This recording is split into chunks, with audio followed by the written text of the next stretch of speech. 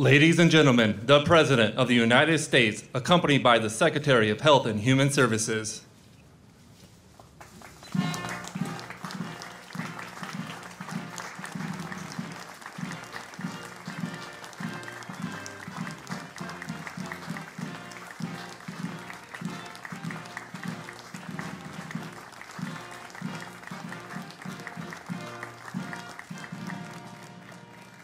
Thank you very much. Thank you, please. And I want to thank Secretary Azar, Secretary Mnuchin, Secretary Ross, Ambassador Lighthizer, Commissioner Gottlieb. Scott Gottlieb has done a fantastic job. Where is Scott? Huh? Stand up, Scott. Stand up. And right to try is happening, right? We have that moving? Right to try, so important. Administrator Werner, Director Mulvaney, for being here with us today in the beautiful Rose Garden at the White House. We're also honored to be joined by Senator Bill Cassidy. Senator, where's Senator Cassidy? Please. Please. One of my great friends, Senator Orrin Hatch. Thank you, Orrin. Thank you. Congressman Michael Burgess. Michael, thank you very much. Thank you. Thank you, Mike. Congressman Buddy Carter. Congressman Greg Gianforte. Hi, Greg. And numerous state officials from all over the country. Today, my administration is launching the most sweeping action in history to lower the price of prescription drugs for the American people. We've wanted to be doing this. We've been working on it right from day one.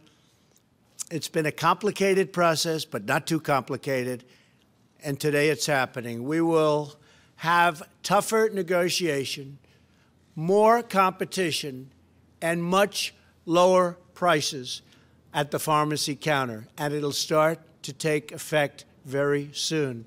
My administration has already taken significant steps to get drug prices under control.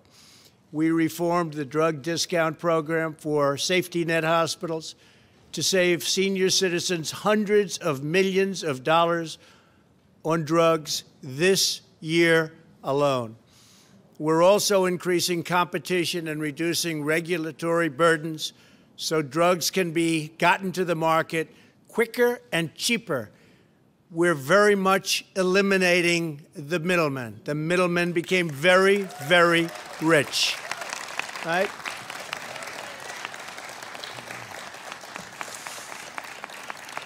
Whoever those middlemen were, and a lot of people never even figured it out, they're rich. They won't be so rich anymore. Last year, the FDA approved more than 1,000 low-cost generics, the most in history, which has already saved the American people nearly $9 billion. Thank you, Scott.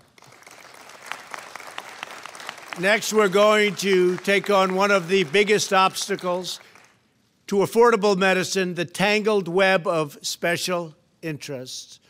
Not too many are sitting here today, but they used to be here all the time. The drug lobby is making an absolute fortune at the expense of American consumers. No industry spends more money on lobbying than the pharmaceutical health products industry. Last year, these companies spent nearly $280 million on lobbyists. That's more than tobacco, oil, and defense contractors combined. Health insurance companies and other providers spent another $200 million to protect the status quo and to keep prices artificially high. And they've been very successful doing it for many, many years. Everyone involved in the broken system, the drug makers, insurance companies, distributors, pharmacy benefit managers, and many others contribute to the problem. Government has also been part of the problem because previous leaders turned a blind eye to this incredible abuse.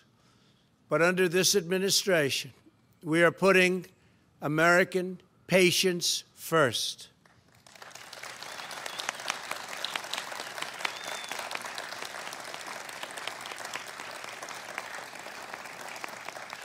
Thank you. I've instructed Secretary Azar to begin moving forward on reforms that will bring soaring drug prices back down to earth.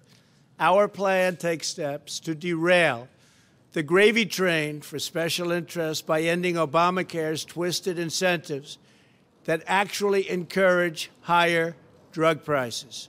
It also gives Medicare Part D plans new tools to negotiate lower prices for more drugs and make sure that Medicare Part D incentives encourage drug companies to keep prices low. There's a big incentive to do that.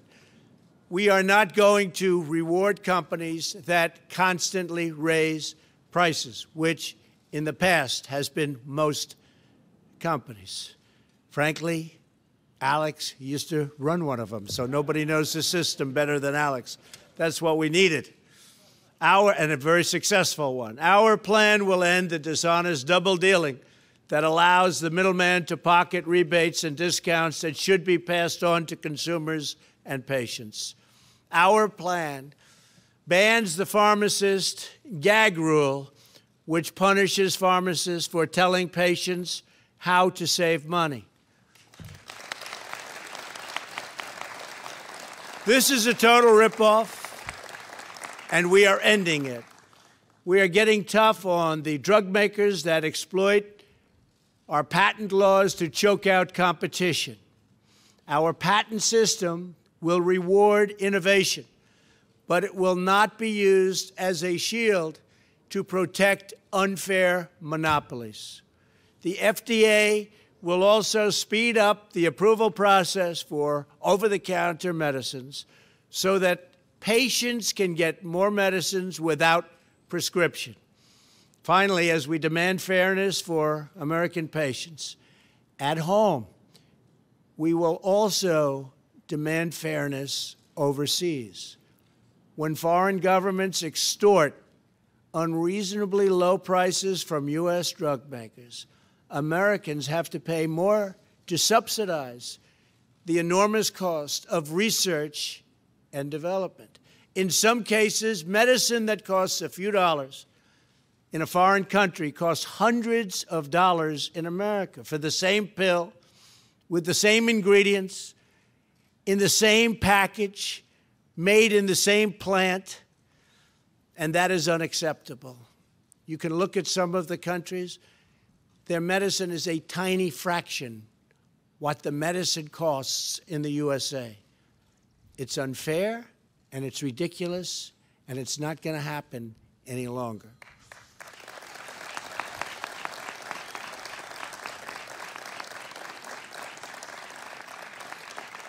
It's time to end the global freeloading once and for all. I have directed U.S. Trade Representative Bob Lighthizer to make fixing this injustice a top priority with every trading partner. And we have great power over the trading partners. You're seeing that already. America will not be cheated any longer, and especially will not be cheated by foreign countries. The American people deserve a health care system that takes care of them, not one that taxes and takes advantage of our patients and our consumers and our citizens. These reforms are just the beginning. In the coming weeks, we will work with Congress to pass legislation that will save Americans even more money at the pharmacy. For that, we need the help of Congress, and we think it will be forthcoming. We will work every day to ensure all Americans have access to the quality, affordable medication they need and they deserve. And we will not rest until this job of unfair pricing is a total victory for the USA. It will happen, and it's going to happen quickly. So thank you again, everybody in the audience. Thank you, Secretary Azar.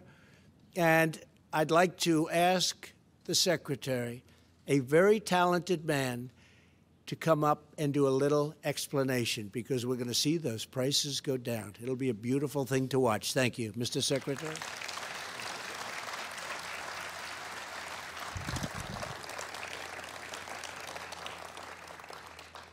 Well, thank you very much, Mr. President, for that powerful call to action and for your leadership on this issue. I can tell you, I interact with the President about every 3 days by phone or in person, and there has not been one discussion with the President in any circumstance where drug pricing and bringing down drug prices has not been the first and last thing that he has mentioned to me. You have made it clear how important it is to bring down health care costs for the American people and get better deals on drug pricing in particular. That's why you've made history today, by laying out the most comprehensive action plan for drug affordability of any president in our history. The problem of high prescription drug costs is something that's been talked about in Washington for a long time. But that's all it's been. Talk, talk, talk. We're privileged to have a president finally taking action by laying out a blueprint for solving these problems using private sector competition and private sector negotiation. We're not going to propose cheap political gimmicks. The President's blueprint is a sophisticated approach to reforming and improving this unbelievably complex system.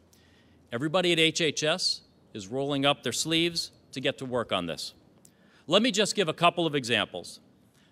Think about all the time that everybody spends watching drug company ads on TV and how much information companies are required to put in them. If we want to have a real market for drugs, why not have them disclose their prices in the ads too?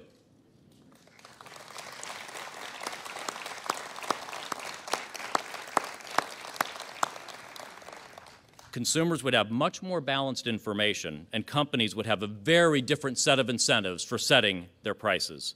We're immediately going to look into having the FDA require this.